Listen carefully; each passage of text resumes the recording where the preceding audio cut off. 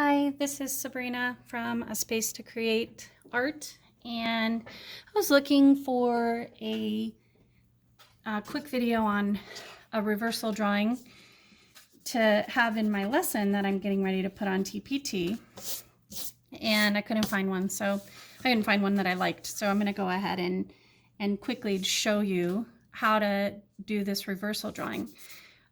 Before I have my kids do the skeletons that are part of the lesson, I always have them do a value scale. And I like to have them go from 0, which is the whitest, to black, which is the darkest. And the next thing we have them do is do a sphere. So what you're going to do is you're going to take the basic shape of a circle. And, you know, it doesn't matter if it's not perfect in terms of the shape, and you're going to pick a direction from where the light's going to come from. So it's weird because the kids have to think in reverse, right? So where they're drawing is actually the lightest part, and where they're leaving blank is the darkest spot. So generally I always draw my spheres with the light coming from this direction. And so that's what I'm going to do with this charcoal drawing. Now, another thing I talk about with my students a lot is to keep a very, very light contour line drawing. And right now this is a little dark, so I'm just going to come back and kind of erase just a little bit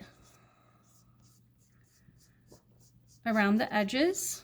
And your students will probably have to do this too, just to, because, you know, it takes a while to get the hang of doing the charcoal pencil very, very lightly. So what I'm going to do is I'm going to start by creating that highlight, right? Which I'm going to have the highlight be like right about here. It's hitting here on the sphere. Okay, and the other thing that I talk to my students about is following the contour of the shape. So you're going to follow the contour of the sphere, obviously is round. So instead of shading back and forth, I'm going to shade in a curve, right? So I'm just going to get the basic shades in here. And then I'm going to come back and I'm going to blend, okay? So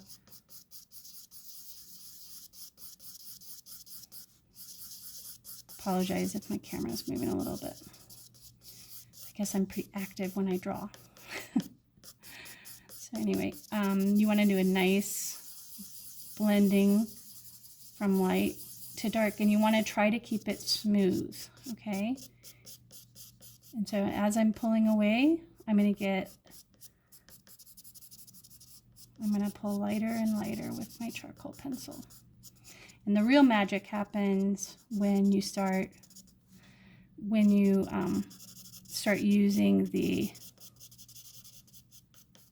blending stump. So that's probably as far as I'm going to go, okay? And then I'm just going to start in the center, and I'm going to kind of come around my sphere.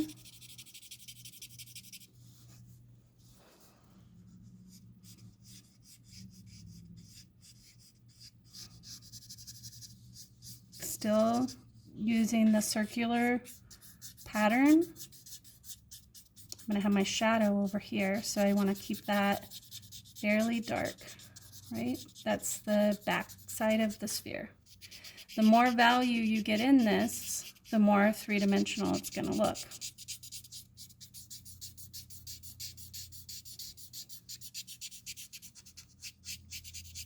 Art is a process, so don't worry if your sphere doesn't look perfect at first. It's the process of creating it. That's the fun part. So allow yourself to move through the fear of maybe it not working out or it not looking the way you want it to look, because you can always take away or add more. That's the beauty of art. And a lot of things in life, actually. So anyway, I'm blending, blending, blending, because I want to try to keep it as smooth as I can, right? Okay. Starting to look okay.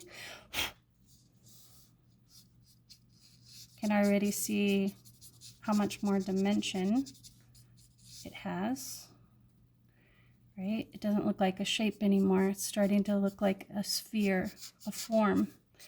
So the difference between a shape and a form is that a shape is like the outline of an object, and a form is a three-dimensional drawing.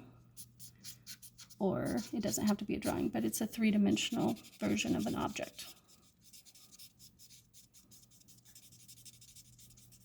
So there's the back part of my sphere. Now, to make it even a little bit smoother, I have this chamois. Be careful if you're going to use this because it will pick up quite a bit of the charcoal.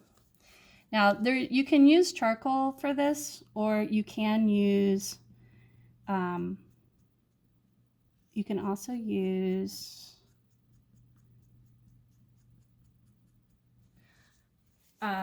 colored pencil.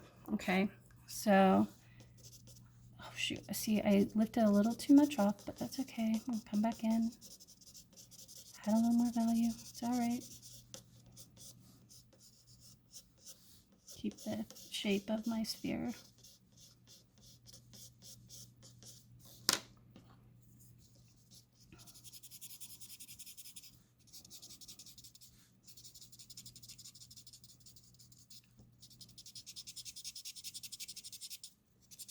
Another way to lift off some of your charcoal, which might be a little bit better or easier, is the kneaded eraser. And I'll show you what that looks like in a second. Okay, so the kneaded eraser is like this, and it's cool. It's fun to play with. You can kind of stretch it. But anyway, the beauty of it is that you can pick up or lift off just little bits of your drawing if you want. And I'm going to just try to lift off the back side of my sphere. I still have some charcoal on here.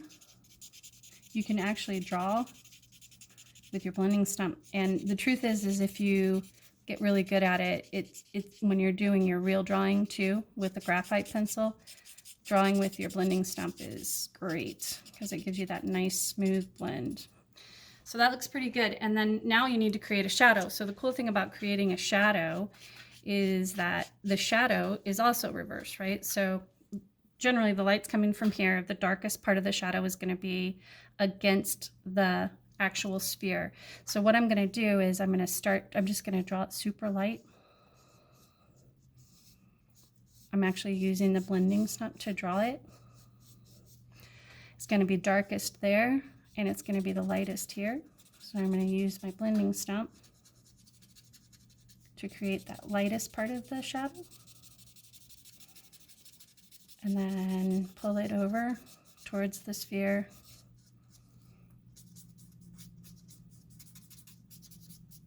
To create the illusion of a shadow. So that's pretty cool.